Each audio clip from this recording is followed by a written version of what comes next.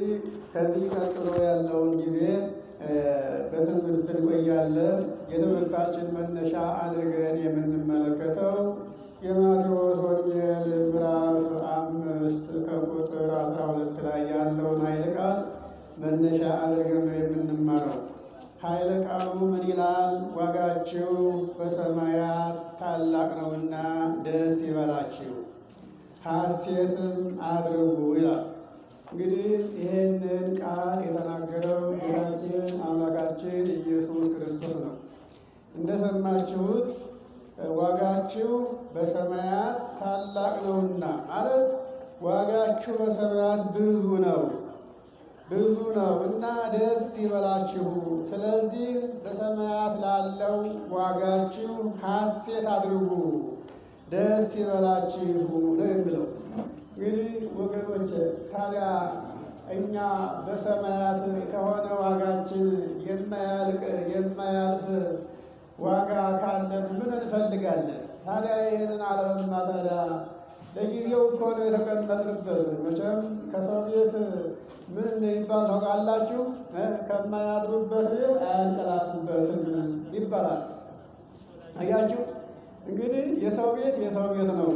እንቅልፍ እንኳን ቢመጣ እንደማይተኙበት እንደማያድሩበት ስለሚያውቁ እንቅልፋቸው ይታገሉታል እንዳያንቀላፋቸው ማለት ነው። ስለዚህ ከማያድሩበት ቤት አያንቀላፉበትም ይባላልና ይሄ ዓለም ለእኛ በእንግድነት የምንኖርበት ዓለም እስከሆነ ድረስ የዘላለም ማረፊያችን እስካልሆነ ድረስ ያለነው በእንግድነት እስከሆነ ድረስ ዋጋችን በሰማይ ብዙ ከሆነ ምን ያስፈልገናል ነው። እንግዲህ በሰማያት ያለው ዋጋችን እንዳይቀንስብን ምንድነው ማድረግ ያለብን የሚለውን ነገር ሁላችን እናውቃለን። በሰማይ ያለው ዋጋችን እንዳይቀንስ፣ ክብራችን እንዳይቀንስ አምላካችን እግዚአብሔር በሰማያት ዋጋ ያዘጋጀልን እሱ ነውና እሱን እንዳናሳዝን ለሱ ምን መሆን አለብን? እንግዲህ ለእግዚአብሔር የምንከፍለው አንድም ዋጋ የለም። ዋጋው ራሳችንን መጠበቅ፣ ንጹሕ መሆን ብቻ ነው። አንደበታችን የተሰተረ የተቆጠረ ክፉ ነገር የማይናገር መሆን አለበት። ልቡናችን ክፉ ነገር የማያስብ ክፉ ነገር የማያመነጭ መሆን አለበት። ልቡናችን ክፉ ነገር አስበው አንደበታችን ልቡናችን ባሰበው ነገር ክፉ ነገር ተናግረው ሰውን ያሳዘንለት ያን ጊዜ ማን የሚያዝነው? እግዚአብሔር ነው። እንግዲህ ሰው አዘነ ማለት እግዚአብሔር አዘነ ማለት ነው። ሰው ጠፋ ማለት ደግሞ የእግዚአብሔር ሕንፃ ማፍረስ ማለት ነው። ስለዚህ ይሄ እንዳይሆን ከእኛ ምን ይጠብቃል? እግዚአብሔር በሰማያት ያዘጋጀልንን ዋጋችንን እንዳናጣ በሕይወተ ሥጋ እስካለን ድረስ ራሳችን መጠበቅ ነው። ይህን ብቻ ነው እግዚአብሔር ከእኛ የሚፈልገው። ራሳችሁን ጠብቁ፣ ኃጢአት አይንገስባችሁ፣ ኃጢአትን እናንተ ንገሱበት። እንግዲህ ገዢና ተገዢን ታውቃላችሁ። አያችሁ፣ ገዥ የበላይ ነው፣ ተገዥ የበታች ነው። ተገዥ ባሪያ ነው፣ ሎሌ ነው። ሲገዛ ይኖራል። ገዥ ግን አናት ነው፣ አይምሮ ነው። አያችሁ በኦሪት ዘዳግም ምዕራፍ 28 ላይ ራስ ሁን እንጂ ጅራት አትሁን ይላል። ይገርማችኋል። አያችሁ ራስና ጅራትን እዩዋቸው። ጅራት ምድር ጠባቂ ነው፣ ምድር ጠራጊ ነው፣ ጭፍራ ነው። አስቡት። ራስ ግን ራስ ነው። ራስ ሁን እንጂ ጅራት አትሁን። ጅራት ምድር ጠራጊ ነው። ጅራት ስትሆን ያንን ራሱን ተከትለህ ነው የምትኖረው። የራሱ ዘብ ነህ፣ የራሱ ጠባቂ ነህ፣ የዛ ሎሌ ነህ። አንተ ሎሌ እንዳትሆን ራሱን ማለት እንግዲህ ይሄ ማለት ኃጢአት አይንገስብህ። ኃጢአትን አንተ ንገስበት። አንተ ኃጢአትን እንደ ባሪያ ግዛት። ኃጢአት ፍላጎቷ በአንተ ራስ ላይ ሆና አንተን ኃጢአት ማሰራት ነው። አንተን መጣል ማውደቅ ነው። ከእግዚአብሔር ጋር እንዳትገናኝና የሰራህ የፈጠረህ እግዚአብሔር በአንተ እያዘነ እንዲኖርና እግዚአብሔር እንዲረግምህ ነው ፍላጎቷ። ስለዚህ እግዚአብሔርን ልታስረግምህ ኃጢአት ብዙ ነገር ታሳስብሃለች። ያ እንዳይሆን ኃጢአትን ንገስባት እንጂ ኃጢአት አትንገስብህ ነው። ለዚህ ነው እግዚአብሔር ከኛ የሚፈልገው ከእያንዳንዳችን ፍላጎቱ በኃጢአት ላይ እንዲነግስባት እንጂ ኃጢአት በእኛ ላይ ነግሳ ከእግዚአብሔር እንዳታርቀን። ይሄ ብቻ ነው እንግዲህ ለእግዚአብሔር ዋጋው ይሄ ብቻ ነው። ስለዚህ ይሄን ብናረግ ምን ይሆናል? ዋጋችን በሰማያት ታላቅ ነው። ስለዚህ ደስ ይለናል። ዋጋችሁ በሰማያት ታላቅ ነውና ደስ ይበላችሁ፣ ሐሴትም አድርጉ። አዎ ከእናንተ በፊት የነበሩ ነቢያትን አባቶቻቸውን አሳደዋቸዋል። ምን ሲያደርጉ ነው ያሳደዷቸው? በሰማያት ያለውን ዋጋቸውን እያሰቡ ይህን ዓለም በመናቃቸው እንዴት ይህንን ዓለም ናቁት? እንዴት እግዚአብሔር ሊወርሱ ይችላሉ? ስለዚህ ለእነዚህ ሰዎች እንቅፋትና ወጥመድ ሁነን ማስተካከል አለብን አሉና አሳደዷቸው። እነሱ ግን ፈተናውን፣ ችግሩን ተቋቋሙት። አያችሁ፣ እጅ አልሰጡም። ለዚች ዓለም እጃቸውን አልሰጡም። ኃጢአት አልገዛቻቸውም። ኃጢአትን ገዟት እነሱ።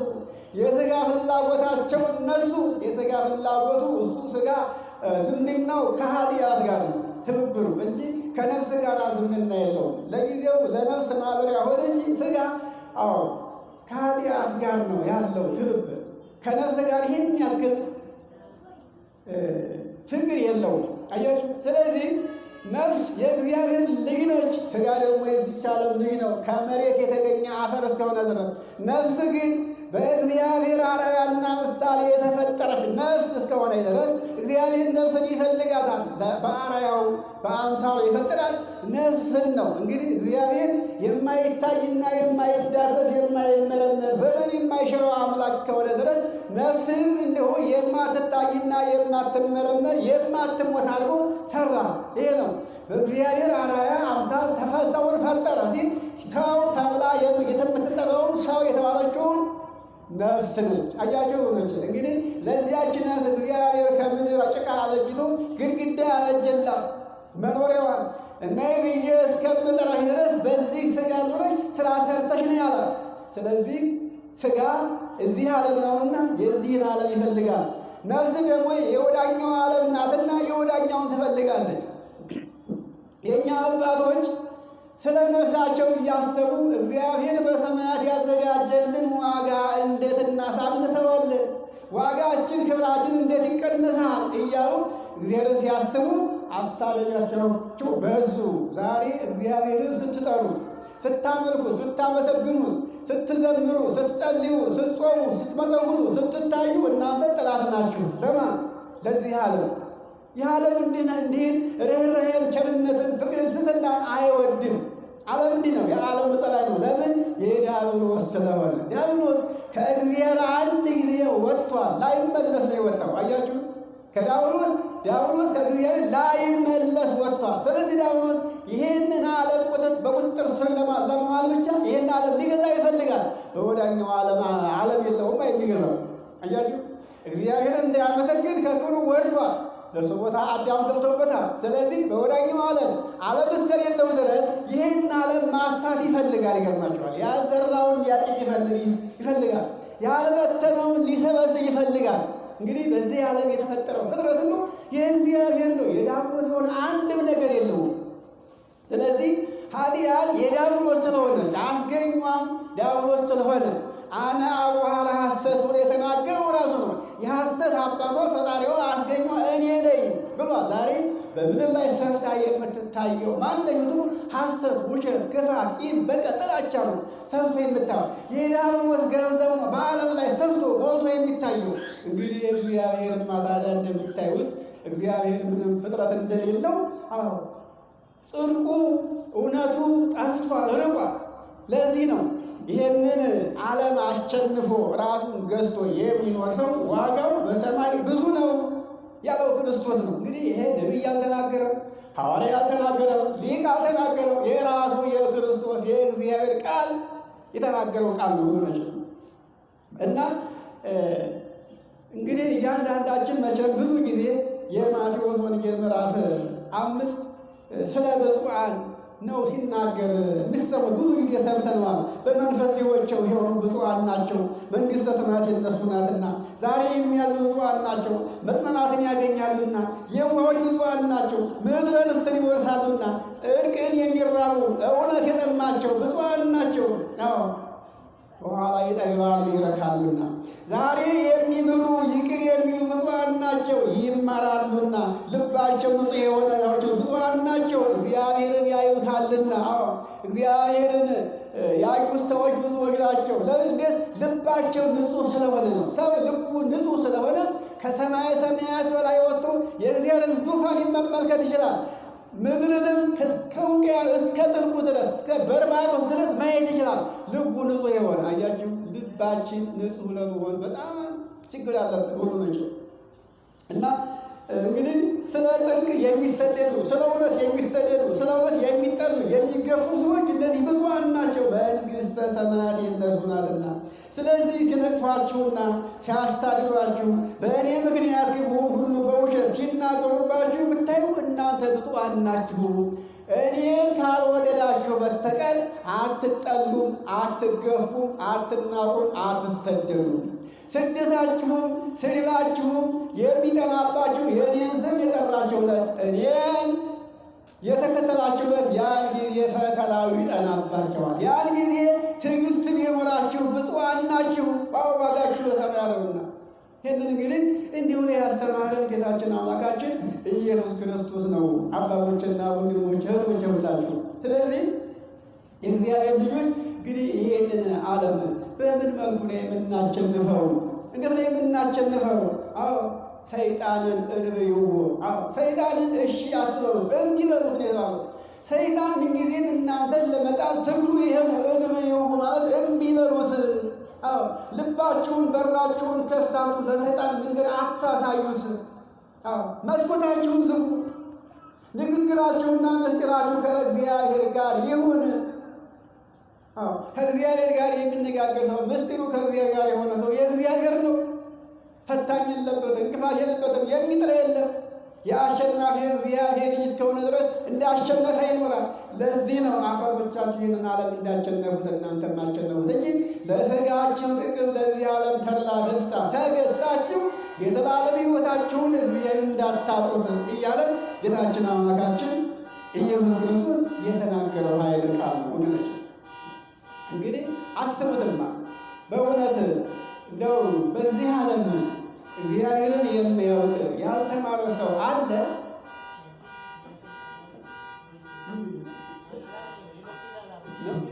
እሺ ልባችሁ እንዳይከፈል ነው። እንግዲህ በዚህ ዓለም በዚህ ዘመን ያልተማረ ሰው የለም። አያችሁ፣ ድንግል የለም። በአጠቃላይ ድንግል የለም። ድንግል የለም ማለት ምን ማለት ነው? ድንግል ማለት ምንም ነገር የማያውቅ ያልተማረ ነው። አሁን ድንግል ማርያም ስሟ ድንግል ነው። በሁለት ወገን ድንግል ነች። ድንግል በሥጋ ድንግል በሕሊና ወድንግል በሥጋ። በሕሊናዋም ድንግል ናት፣ በሥጋዋም ድንግል ናት። ከሰው ጋር እየኖረች ይሄን ዓለም አታውቀው። አያችሁ፣ ምንም አታውቀው።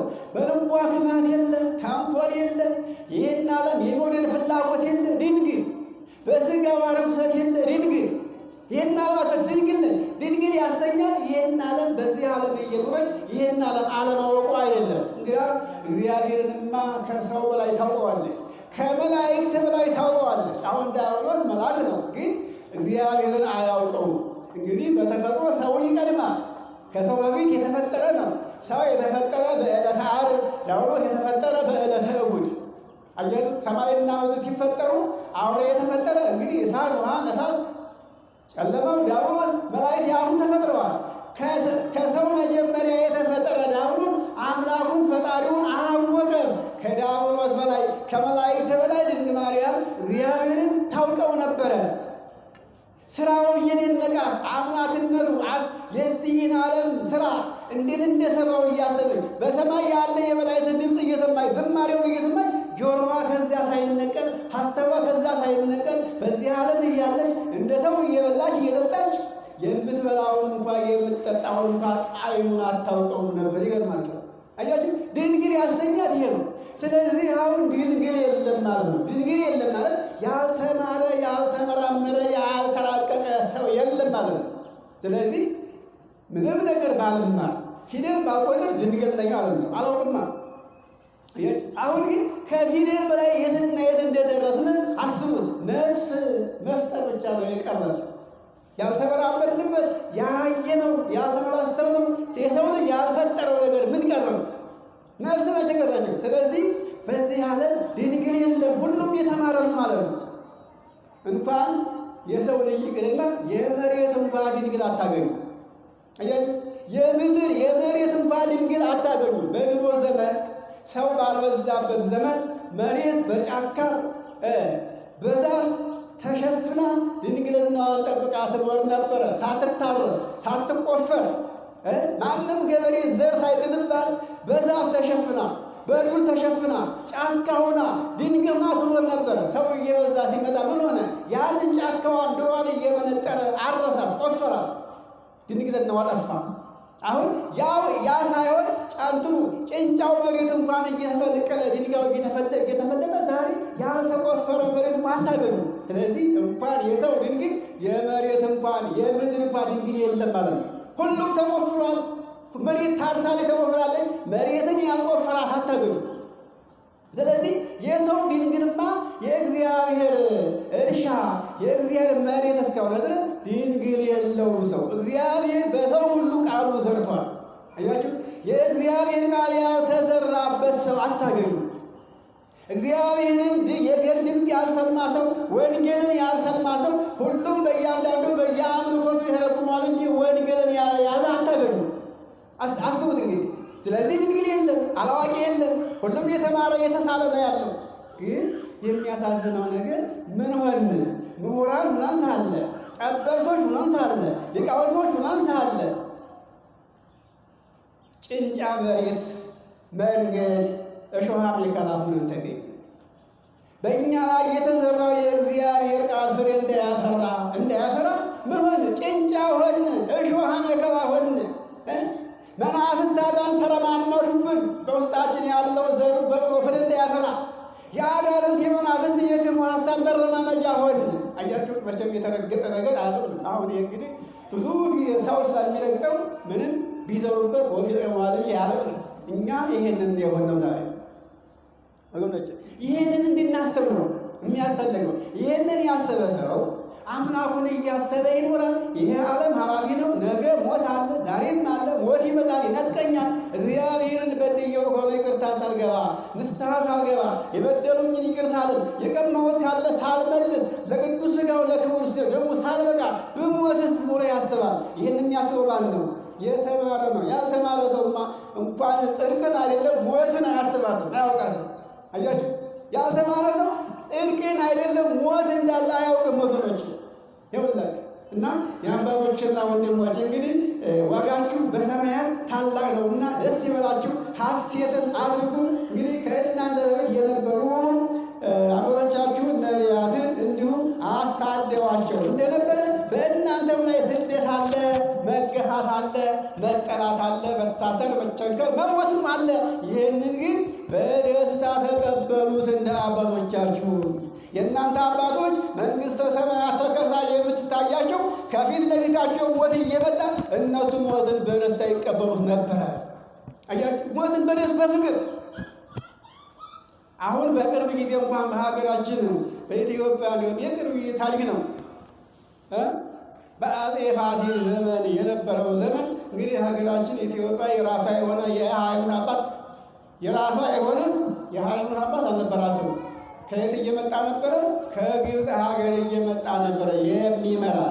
ታዲያ ያ የራሱን የሀገሩን ሃይማኖት እያራመደ የኢትዮጵያን ሕዝቦች ወደ ምንፍቅና ይሰዳቸው ነበረ።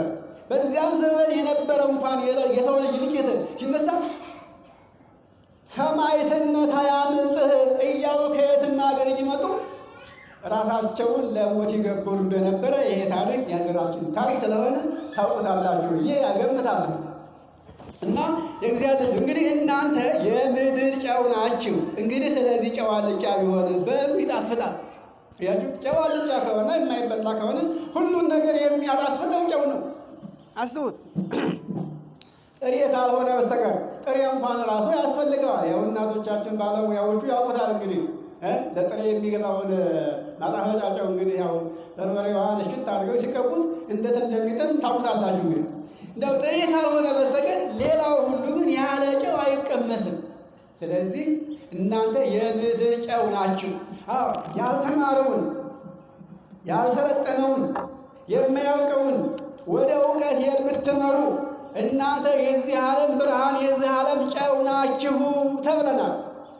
ጨው ማጣፈጫ ካህኑ ብቻ አይደለም። ካህኑ እግዚአብሔር ይፍታህ ብሎ የታሰረውን ለመፍታት ደግሞ ሕገ ወጥ የሆነውን ለማሰር ስልጣኑ ተሰጥቷል። በስልጣን ብቻ ነው የካህኑ ብልጫው እንጂ ዛሬ በእውቀት ከካህን ያነሰ የለም። ይልቁንም ከካህኑ ይበልጥ ቢመኑ የተማረ መሆኑ የተረጋገጠ ነው። ይሄ ታውቃላችሁ። ስለዚህ ሁላችንም ጨው ነን። ሁላችን እያንዳንዳችን ጨው ነን። ታዲያ በኃጢአት ላይ ወድቀን አልጫ ሆነን ከተገኘን ይህንን ዋጋ እናገኘዋለን። በሰማይ ዋጋ አለኝ፣ በሰማይ አባት አለኝ፣ እግዚአብሔር አለኝ እያልን በከንፈራችን ብቻ ይሆናል ወገኖች? እስቲ አንድ ነገር እናስብ። ብዙዎቻችን ልጆች ወልደናል። የወለድናቸው ያሳደግናቸው መከራ አይተን አንጀታችን አስረን አስተምረን ለቁም ነገር ያበቃናቸው ልጆች ዛሬ ከእኛ ጋር ናቸው፣ እየደገፉን ነው። እስቲ አስቡ። እናትና ልጅ ተካግረው የለም፣ አላውቅሽም አላውቅም ተባብለው የለም። እንግዲህ በእኛ መካከል ወልጄ አሳድጌ አስተምሬ ልጄ ለእኔ ካልጠቀመኝ ያንን ልጅ ይዘዋለሁ። እግዚአብሔርም እንደዚህ ነው። እግዚአብሔር ከእናታችን ማኅፀን ጀምሮ እናታችን የበላችሁ ተጭኖ የጠጣችሁ አንስቶ እንዳይገለን ጠብቆ እዚህ ያደረሰን እግዚአብሔር ነፍስ አውቀን ተምረን እሱን የማናውቅና እሱን የማንከተል ለሕጉ ቀናተኛ የማንሆን ከሆነ እግዚአብሔር ልጆች ናቸው ሊለን አይችልም። እኛም ደግሞ አባት አለን አምላክ አለን ልንለው አንችልም። እንዴት ተብሎ አንድ ሰው ያልወለደውን ልጅ ልጄ ነው ሊል አይችልም። ያልወለደውን ልጅ ያም ደግሞ ያልወለደውን ሰው አባቴ ነው ሊለው አይችልም። ይሄ ማለት በእኛና በእግዚአብሔር መካከል ልጅነትና አባትነት ተዋደው ካልኖሩ እሱም አምላካቸው ነኝ አባታቸው ነኝ ሊል አይችልም። እኛም ደግሞ ድፍረት የለንም አምላክ አለን ማለት። እግዚአብሔር አስቀድሞ እንደተናገረ በትንቢተ ኤርምያስ ምዕራፍ 23 ቁጥር 23 ላይ እኔ የቅርቦች አምላክ ነኝ እንጂ የሩቅ አምላክ አይደለሁም ብሏል። አያችሁ፣ በክፉ ሥራ በኃጢአቱ እንደ ገዛ ፈቃዱ እንደ ራሱ ፈቃድ እየሄደ ኃጢአት እየሠራ ሰውነቱን አርክሶ ይሄን ዓለም ወዶ ለዚህ ዓለም ተገዥኖ ኃጢአት የነገሰችበት ሁሉ ከእኔ የራቀ ነው። ለእሱ አምላክነት የለኝም። ለእኔ አምላክነቴ ሕጌን ሰምተው ቃሌን ሰምተው ራሳቸውን ከክፉ ነገር ጠብቀው ለሚኖሩ ንጹሐን ለሆኑ እነግሥባቸዋለሁ፣ ነግሼባቸው እኖራለሁ። እኔ በእነሱ ሆኜ እነሱ በጎ ሥራ እንዲሰሩ ምስጢር እገልጥላቸዋለሁ። ስለዚህ የቅርብ አምላክ ነኝ እንጂ የሩቅ አምላክ አይደለሁም ነው ያለው። ታዲያ ዛሬ እኛ ሁላችን ለእግዚአብሔር ቅርብ ነን ሩቅ ነን? ማንም ሰው አንተ ለእግዚአብሔር ሩቅ ነህ ወይም ቅርብ ነህ ብሎ ሳይፈርድብን ወይም ሳይፈርድብን እዚህ በራሳችን እንፍረድ። ቅርብ ነን ወይ? ክፉ ነገር በልባችን አልታሰረብን ወይ? ክፉ ነገር አስበን ክፉ አልሰራንም ወይ? ሰውን አላሳዘንም ወይ? በመስሪያ ቤታችን በተለያየ ስራ ሁሉ እንዲያው ደስ የማይለውን ስራ አልሰራንም ወይ? ራሳችን ስጋችን አላረከስንም ወይ?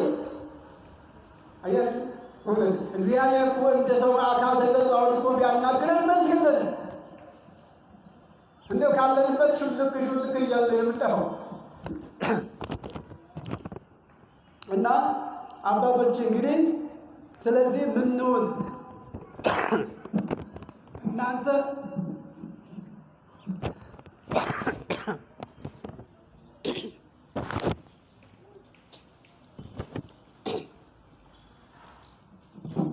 እናንተ የምድር ጨው ናችሁ፣ ለራሳችሁ ጣፍጣችሁ ሰውን የምታጣፍጡ ናችሁ እንጂ መራራ ሆናችሁ ሌላውን የምታመሩ አይደላችሁም።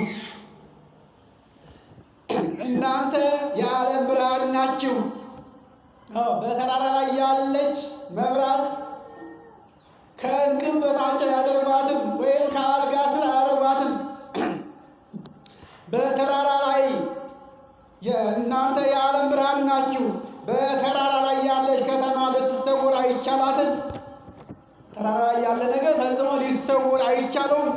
ልሰወር እንኳ ብሎ ተራራው ራሱ ይገልጠዋል፣ ወገኖች ይገልጠዋል። ስለዚህ መብራትንም አብርተው ከአልጋ በታች ወይም ጋን ውስጥ አያስቀምጡትም። ለሰው ሁሉ እንዲታይ እንዲያበራ ሰው ሁሉ እያየ ብርሃኑ እያየ እንዲመላለስ ከፍ ካለ ቦታ ላይ ያስቀምጡታል። ያውቁታል። ስለዚህ እናንተ ለዚህ ዓለም ብርሃን ናችሁ። ብርሃንነታችሁም በመልካሙ ስራችሁ ነው እንጂ ይህን ዓለም የምታበሩት ክፉ እያሰባችሁ፣ ክፉ እየተመኛችሁ፣ ክፉ እየሰራችሁ አይደለም። ክፉ አስባችሁ ክፉ ስትሰሩ ለዚህ ዓለም ጨለማ ትሆናላችሁ። ይኸውላችሁ ጨለማ ለክፉዎች ነው እንጂ ለመልካሞች አይደለም። ስለዚህ ለመልካሙ ግብራችሁ ለዚህ ዓለም ብርሃን ናችሁ። በጨለማ ያለውን በጨለማ ውስጥ የነበረውን መልካም ስራ የሚያውቀውን በመልካሙ ስራችሁ ወደ እናንተ ልትስቡት ያስፈልጋል። ስለዚህ መልካሙ ስራችሁ በሰው ፊት ይብራ። ሰዎች ሁሉ የእናንተን መልካም ስራ አይተው እንደናንተ እንዲሆኑ በሰማይ ያለው አባታችሁን እንዲያመሰግኑትና እንዲታዘዙት መልካሙ ስራችሁ፣ ትሕትናችሁ፣ ፍቅራችሁ፣ ሰላማችሁ፣ ጾማችሁ፣ ጸሎታችሁ፣ ምጽዋታችሁ በሰው ፊት ይብራ። ይኸውላችሁ ወገኖች በሰው ፊት ይብራ መልካሙ ስራችሁ። ስለዚህ ይሄ ከሆነ በሰማያት ያለው ዋጋችሁ ብዙ እንደሆነ ይጠብቃችኋል እያለ ያስተማረው ጌታችን አምላካችን ኢየሱስ ክርስቶስ ነው። እና እንግዲህ አሁን ሰዓቱን ጊዜውን ምን ሰዓት ላይ ምን ጊዜ ላይ እንዳለ ለእናንተ አይነገርም። መቼም ሰው የሚያውቁትን ነገር ቢነግሩት የመስማትን ፍላጎት አይኖረውም። የሚያውቀው የማናውቀውን ነገር ሲነግሩን ነው እኛ ልባችን ብሩህ የሚሆነው ጆሯችን የሚከፈተው። ስለዚህ እንግዲህ እኛ ወደ እግዚአብሔር ስንመለስ እውነተኞች ክርስቲያኖች ሆነን ከኃጢአት ተለይተን ንስሐ ገብተን ለቅዱስ ሥጋው ለክቡር ደሙ በቅተን ስንገኝ ሰዎች ሁሉ እኛን መስለው እግዚአብሔርን ደስ ያሰኙታልና እኛ ለበጎ ሥራ ቀናተኛ ሆነን እንድንገኝ እግዚአብሔር ስም አሳስባችኋለሁ። ጌታችን አምላካችን ያስተማረው ይሄን እስከሆነ ድረስ እንግዲህ የእግዚአብሔር ልጆች ነን ለማለት የሚያስችለን መልካም ሆነ እንዲኖረን በሰማያት ያለው በጎ በሰማያት ያለው ዋጋችን እንዲጠብቀን ከኃጢአት እንመለስ፣ ከክፋት እንመለስ፣ ፍቅር ይኖረን፣ አንድነት ይኖረን። ፍቅር በእኛ ዘንድ ሳይኖር እግዚአብሔርን እንወድሃለን ብንለው ይሄ ከንቱ ህልም ነው፣ ቅዥት ነው። እግዚአብሔርን የሚወድ የመጀመሪያ የሚታየውን ወንድሙን ባልንጀራውን ይወዳል። ይህንን ሐዋርያው ቅዱስ ዮሐንስም አንተ ሰነፍ የማይታየውን የማይመረመረውን እግዚአብሔርን እወደዋለሁ ትላለህ። እግዚአብሔርን የምትወደው ከሆነ ታዲያ በዓይን የምታየውን በእጅ የሚዳሰውን ባልንጀራን ወንድም ለምን አትወደውም? እሱን የምትወደው ከሆነ እግዚአብሔርን ታየዋለህ። እሱ ፍቅር ነውና ለሰው ሁሉ ፍቅር ሲኖርህ ያ ፍቅር እግዚአብሔር ነው። ፍቅር ሳይኖርህ ለማንም ፍቅር ሳታሳይ እግዚአብሔርን እወዳለሁኝ አትበል። እንግዲህ ምጽዋት ሲባል ምጽዋት ገንዘብ ብቻ አይደለም። ፍቅር በራሱ ምጽዋት ነው። ፍቅር እንደው የለማቸው ብዙዎች አሉ። ፍቅር ላጡ ሰዎች ፍቅር እንለግስላቸው፣ ለሁሉ ሰው ፍቅር እናሳየው ለማለት ነው። የመከረን ያስተማረን አምላካችን እግዚአብሔር ክብርና ምስጋና ለእርሱ